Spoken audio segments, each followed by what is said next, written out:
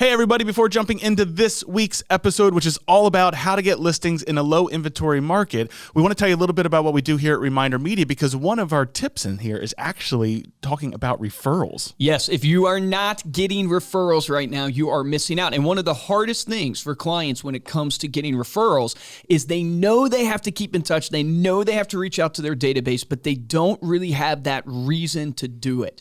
One of our flagship products is a magazine that we actually customize, brand to you, and send it to your database. And the reason why it's worked insanely well to generate referrals is because it stands out as a gift. Instead of just sending a postcard to your clients or just sending an email, you're actually sending them something of quality where they perceive it as a gift, they bring it into the home, and then the magic is now you have a reason to reach out. You send it to Josh, you call him up, hey, I was thinking about you, I just got my magazine, it made me think of you. You use it as a conversation piece to find out the two main things. One is, does Josh need you now? And then second, who do you know that I can reach out to get a referral from? We have seen over the course of sending this for 12 months, a 58% referral rate. We would love for you to check it out. Absolutely. You can check out a special offer for Stay Paid listeners over at staypaidpodcast.com/magazine. Again, that's staypaidpodcast.com/magazine. Now this week's episode. From Reminder Media, this is Stay Paid, a sales and marketing podcast on a mission to help you close more deals and retain more business. Hosted by the VP of Marketing, Josh Stike, and Reminder Media's president, Luke Acree. So get ready to hear the golden nuggets that will allow you to live a life of freedom tomorrow, but only if you take action today. Welcome to another Silver Dollar episode of Stay Paid, the best sales and marketing tips of your week in 15 minutes or less. My name is Joshua Stike. And I'm Luke Acree. Your name is Luke Acree, that's correct. Yeah, Luke, that is. It is the hottest topic in real estate today. We're talking today about low inventory. So yes, it's painful. It is painful. I don't think I have to explain this, but there a lot of people we have listening, might not be in the real estate market. So inventory of homes for sale has dropped nearly 26% this year compared to 2020. And with a supply of only 1.9 million homes on the market, there's a shortage of about 3 million homes. So while housing inventory could increase by the end of 2021, NAR's Director of Housing and Commercial Research says we're expected to experience a tight housing supply throughout the next 3 to 5 years, which presents a challenge for agents because the most valuable thing right now in this market is having the listing, because representing a buyer, you can get it sold. Representing a buyer today is so hard because you've got dozens of offers coming in on listings. Somewhere we had an interview recently of 300,000 over list what they had listed the home for. We're hearing hundreds of thousands of dollars people are purchasing homes for right now. So the real question kind of becomes, what can you do to stand out from the competition, and more importantly, proactively go out and get those listings in today's market? Yeah, no, it's real. Like my own sister, she's offered, it has to be 15, 20 houses at this point out in Portland, and 60,000 over ask, 70,000 over ask. They went 120,000 over ask. They offered. And I was like, oh man, this is insane. You guys are crazy. But 100, and they still didn't get it. That's insane. Still did not get it. So Oregon, that West Coast, I think California's the highest in equity that people have now earned because of $35,000 additional equity. And I think the builders, when they look at the market, builders can't build fast enough. That's the other challenge. They literally cannot build the homes fast enough, and then you have lumber cost increase, and just a whole combination of things. So we kind of took some time. You've done some training internally with our team on this. Then we actually had a Facebook Live. So if you go over to Facebook and you find our page, Reminder Media would be the page you want to go to. We actually did a whole live on this where we go into some additional tips. We're going to do a condensed version of that for this podcast. But the first thing you talked about was really the mindset. Yeah, well, I think it's like any market. There are homes being sold in every single market, whether it's a down market, a good market, a buyer's market, a seller's market. And the ones who win are the ones who have a mindset of abundance and not a mindset of scarcity or a mindset of depression. I think a lot of people, when they look at problems, there's two reactions. One is they see it as an opportunity. The other, they see it as a discouragement. And if you are seeing this as a discouragement of oh my goodness, it's crazy out there, you're going to get what you put out there in the universe. Not to be all, mysticism or something like that, but you're going to get what you put out there. So you have to start with a mindset of abundance. It's so true, because we have been working with your brother closely recently on Facebook leads, and we've even seen this in our own interactions with the ones who are kind of with our group that are looking at the Facebook leads as, these leads are junk or the contact information isn't good, like immediately going in with a negative attitude, like aren't making contact. You watch your brother, and we watched him actually make calls in real time. We actually did like a shadowing with him. And it's like every call, whether the person said to F off or whether they just didn't answer, he's like, well, that one didn't work. Let's see what this one's like. Yeah. And it's just it's the next up mentality of. And think about it this way: in this market, him and his team have done, I think, 150 transactions this year already. Yeah. And so in this market, now there's agents that haven't done any. So what's the difference? Mm-hmm. What's the difference? And it really is, so much of it, as corny as it sounds to people, is mindset, is waking up every single day, putting one foot in front of the other, seeing opportunity where there seems to be no opportunity. One practical tip, though, that I've been giving a lot to people is the buyer tip. So you're working with a ton of buyers. If you look at the statistics, and I believe it was last year, it was about half of your buyers had to sell a home in order to get their next home. Yeah. So there is gold in buyers that are coming. If you're doing an open house, a lot of people aren't doing open houses because they sell too fast. But if you're doing open houses and attracting buyers into those open houses, if you're doing Facebook ads and you're getting buyer leads come through Facebook ads, statistically speaking, half of those need to sell their home in order to buy their next home. So there are listings right there. Now, the tip here can be taken to another level, which is, what about all your old buyer leads? Yeah. Right? So you have all these old buyer leads that you've gotten in years past that you can reach out to, and statistically, half of them need to sell their home, and they maybe have not thought about selling their home in this market because maybe they weren't able to do it years past. You never know what's happening in people's lives. And so reach out to all your old buyer leads. Yeah, I mean, right now you have a great introduction whenever you're calling through those old buyer leads in terms of using the statistics that are out there. I think on average, it's something like 17% or something people's equity in their home has increased. Yeah, if you look at your individual market, $26,000 year over year. I think the average person has increased $26,000 in their home year over year. Buyer leads as well, old buyer leads. This is an extra tip. Go to your brokerage.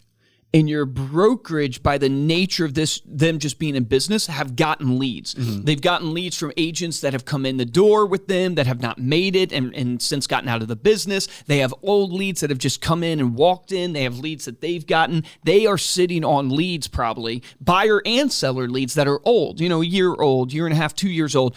Go and ask for those leads. Yeah. Say, I'm willing to call through these leads, because so often these leads have gone to waste because nobody's willing to call them. Yeah. Or think of all the retired agents, all the agents that have left the business in the last 4 years.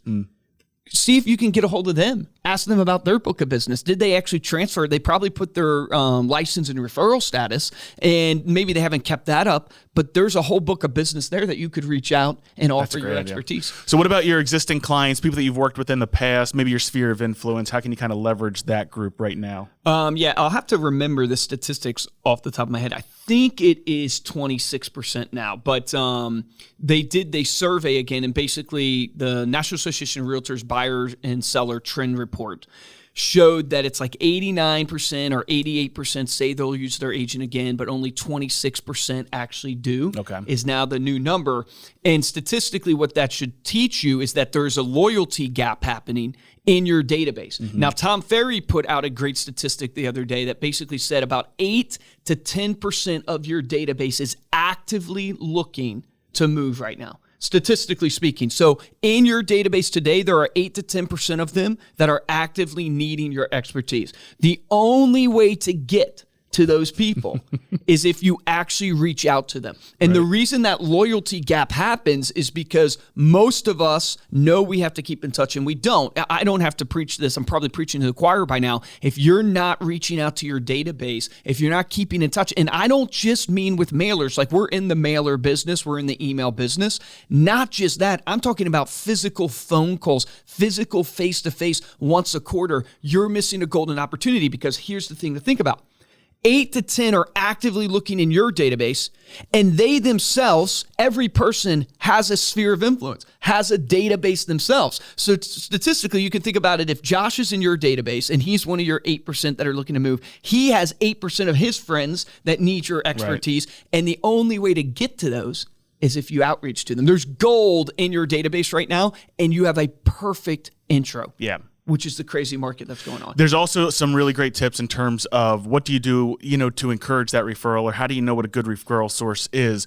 We actually had on the podcast, you can go back and listen to this episode with Dan Allison, where they talked about the 5 characteristics of a good referral source. So think about this in your business, think about this in your sphere and your client base to see if you have clients that match this. I believe he said that they've never found anyone that has all 5 characteristics here. So these are some things you can start applying. Number 1, they have to have had an experience that was worth referring. So that's something that you want to go back, you want to look at, but you also want to continue to work on that experience, right? And this is sort of the relationship building that you were just talking about in terms of making that phone call, learning more about what's going on in their life, learning about how you can help and add value.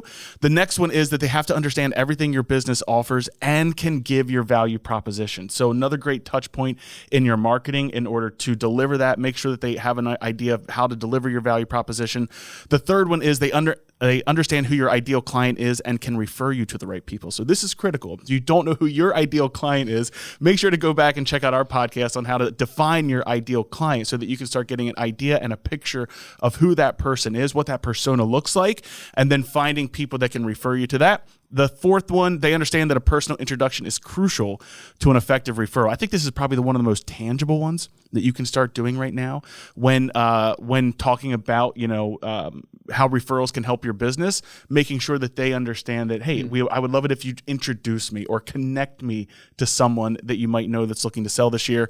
And then the last one is that they're 80% of the population that's willing to give a referral. So 20% of people are not comfortable with giving referrals. So how do you find that out? You've got to ask. Yes, correct. There's the opportunity. If you don't ask, you don't receive. Not only at the closing table, making sure that you follow up, and actually Dan Allison has a great script of how to ask if someone's comfortable giving a referral, but also as you're going through and making up your follow-up phone calls, making sure that you're sprinkling that into your conversations. Well, I'll put kind of a nail on this is, look, if you are not building relationships with your database right now, if you're not outreaching, right, if you're not calling, someone is.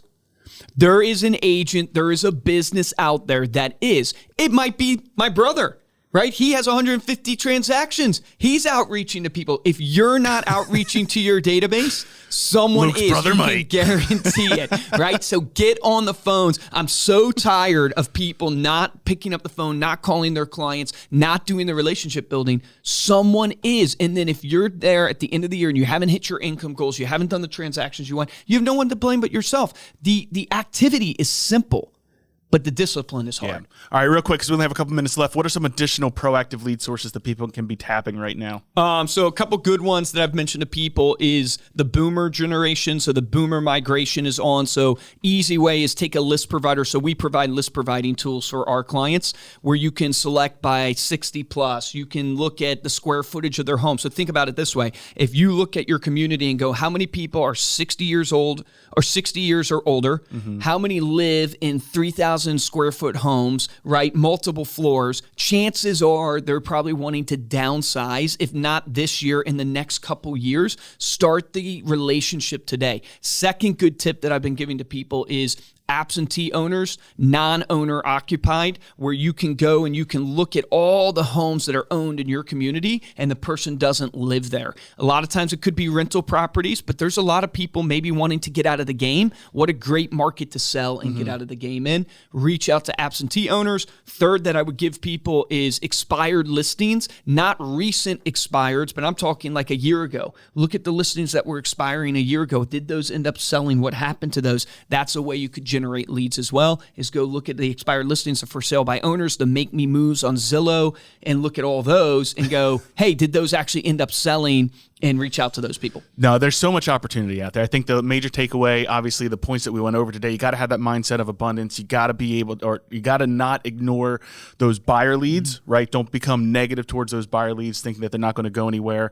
Referrals are still the name of the game, and then those additional resources. But I think the biggest thing there is you've got to look, right? You cannot be reactive and passive right now. You've got to look. Because I think it's critical for people to understand it's all about activity. Yeah. Another great one, when you think about calling and outreach, is if there's a listing, it doesn't even have to be your listing, but if there's a listing or an under contract that has happened in a neighborhood, circle prospect the closest 50 to 100 homes, call them up. Yeah, beat that listing agent to the circle prospect. Use that listing as the reason to call. Hey, there's a home that went for sale on your neighborhood street. Here's what it sold for or whatever. And use that as an intro, because you're going to find people who end up wanting to sell based upon the education that you give them, even though they weren't actively pursuing it right in that moment. Yeah, love it. Thank you so much for listening. You can head on over to staypaidpodcast.com for the show notes, as well as the video of this episode. To support the show, we would love if you would head on over to Apple Podcasts, leave us a 5-star review, along with a comment to let us know what we're doing. And the best way to help the show is to tell a friend, tell someone else about Stay Paid Podcast. We were talking a little bit about the new construction and everything, right? And so the National Association of Home Builders estimates that new homes are being constructed at a rate of 1.42 million per year. That's where a lot of the the slowdown is happening, the gap in the inventory. Do you guys want to hear a joke about construction? I would love to. I'm still working on it. Gabriel's shaking her head no. That was a good one. Wow. All right. If you want to get hold of me or Luke, you can email us at podcast@remindermedia.com, or you can find us on Instagram and Facebook. We are at Stay Paid Podcast. For this episode of Stay Paid, I'm Joshua Stike. Guys, I'm Luke Acree. Your action item is this. If you're not building relationships, someone will. Pick up the phone, get face-to-face, call your database, call your old buyer leads. There is gold in there if you're willing to put in the work. Remember, the difference between a top producer and a mediocre producer in every single industry is top producers take action. Take action on that today.